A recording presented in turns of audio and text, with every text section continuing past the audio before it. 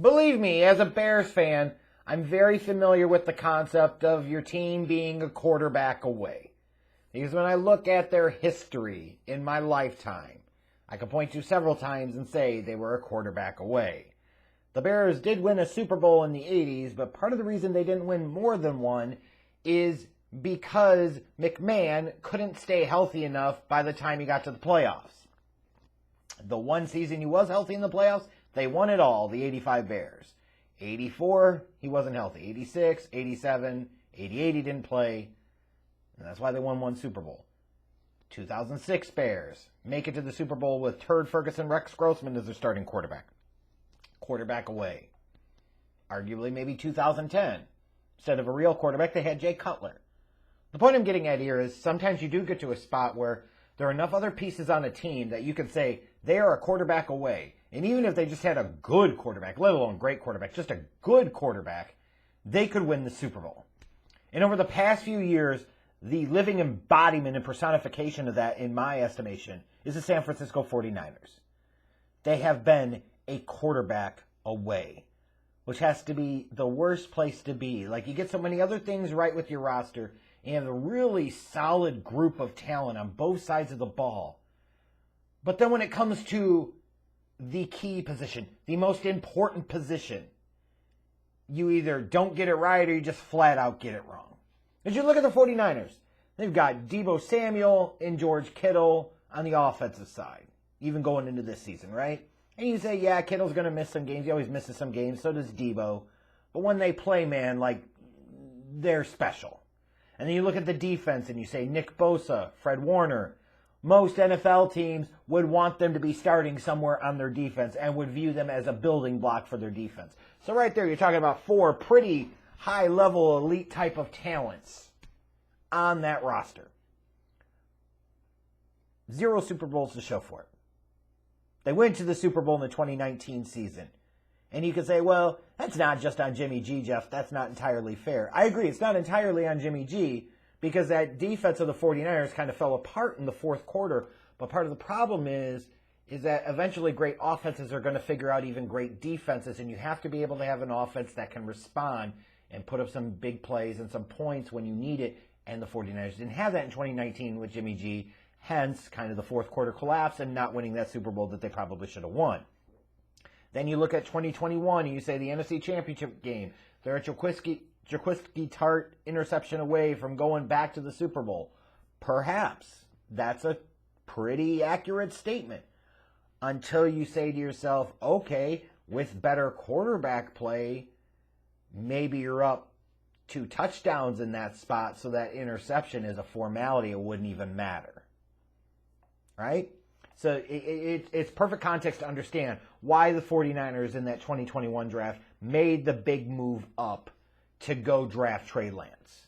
Whether it's the right guy or not, you understand the thought process. You understand the decision-making of, they had Jimmy G, they know he's not the guy, they know they need that guy with high-level skills or at least high-level potential physical talent ability.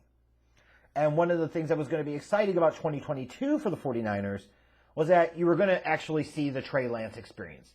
No more running with Jimmy G, no more rolling with status quo. Time to shake it up, time to start to see what type of return you could get on that massive investment you made in Trey Lance.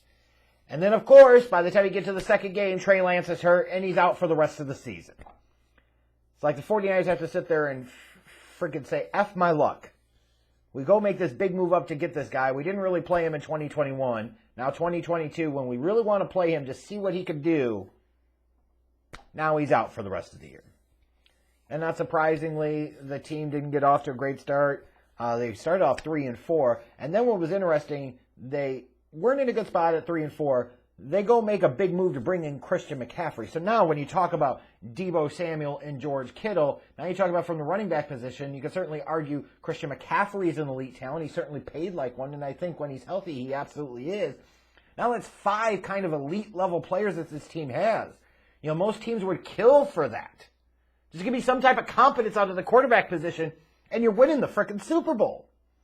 So Jimmy G steps in, and once you had the McCaffrey trade, Jimmy G gets hurt. Now you're like, oh my God, now they got to go to Mr. Irrelevant Brock Purdy.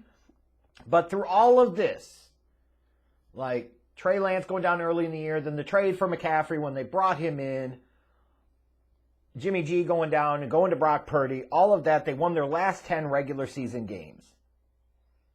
Win the division, get into the playoffs, and you're thinking about the 49ers potentially being a scary team.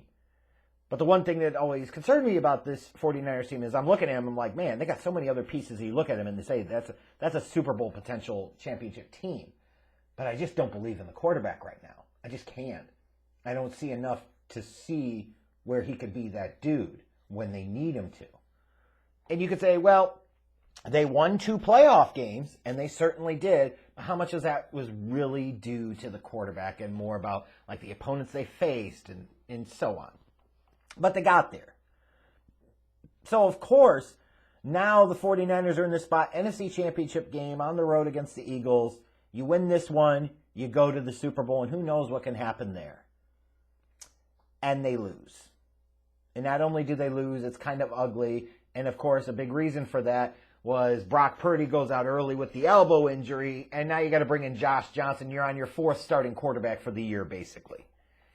Yeah, not a great formula for success. So for a 49ers team that even made it a point to bring back Jimmy G, because clearly they didn't fully believe in Trey Lance to start 2022, go with Trey Lance, the guy they traded a ton for in order to bring in 2021, for him to play a little over a game before he's out for the year.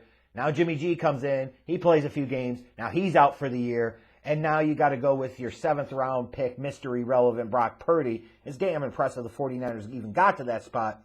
But you have to start wondering with the 49ers, like, how many more opportunities are you really going to get like that? Because that really, really sucks. And I think that's the fundamental question for this 49ers team in this offseason. Like, you could talk about salary cap and different things and talk about roster moves, but this is a team that's ready. Yeah, sure, they lost DeMeco Ryans, their defensive coordinator. He's going to be the head coach of the Houston Texans, but a couple of years ago they lost Robert Saleh, and they replaced him with DeMeco Ryans. So I would assume they have somebody else in mind or somebody else in the wings that's going to be able to replace DeMeco Ryans, and they probably will be still just fine on defense. But you start to wonder again, like, how much does it really matter? If you can't get the quarterback position right, none of this other shit really counts for anything. And there's a big decision there, like, you know, Purdy's going to be out for some time with the elbow injury, but will he come back at some point in time in 2023? I honestly don't remember where the conversations landed. But even if he was fully healthy and ready to go for training camp, you know, if Trey Lance isn't going to be the guy you start, then you need to trade him. And if you are going to start him, you need to start him and roll with him and find out what he's got. Because I saw nothing in Brock Purdy that points to him being able to be the man. I didn't. Frankly, I didn't see anything that said Trey Lance could be the man either. Feels like a bad evaluation on my part. But he also got so little action. You want to be able to find out if you can get a return on that big investment you put into him. But this is the ultimate question for the 49ers. This is a decision. Nothing else matters. And it's so kind of cliche for me to say it, and I get very repetitive sounding, I'm sure, like it's almost in the camp of you either have a quarterback or you don't. In a lot of ways, that is how the fucking NFL works. But when you look at the 49ers especially, this is a team now that has made it to back-to-back NFC Championship games. In the past 4 years, also throwing a Super Bowl in 2019. Still have quite a bit of that core around. You only get but so many opportunities with the core that you built. And it feels like the 49ers are squandering those opportunities. And that's got to suck.